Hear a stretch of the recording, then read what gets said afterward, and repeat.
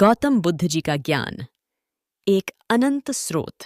भारतीय समाज के इतिहास में गौतम बुद्ध एक महान धार्मिक गुरु और आध्यात्मिक नेता के रूप में प्रसिद्ध हैं। उनके उपदेशों और जीवन दर्शन ने हमें जीवन के असली और गहरे अर्थ को समझने का मार्ग प्रदान किया है। उनकी शिक्षाएं ध्यान, समय संज्ञान, करुणा और संतोष की महत्वपूर्ण भूमिका पर आधारित हैं। गौतम बुद्ध जी का ज्ञान विश्व को सत्य, प्रेम और शांति की ओर ले जाता है।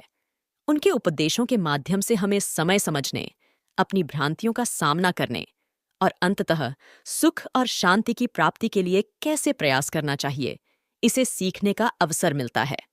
उनका ज्ञान हमें अपने आत्मा की पहचान, समर्थ और शांति की प्राप्ति के मार्ग को समझने में मदद करता है।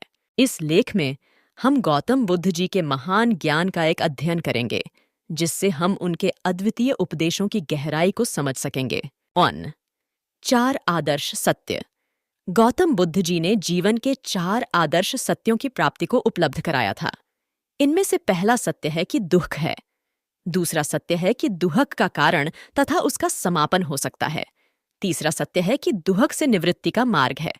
और चौथा सत्य है कि उस मार्ग को प्राप्त करने के लिए 8 धार्मिक मार्ग हैं।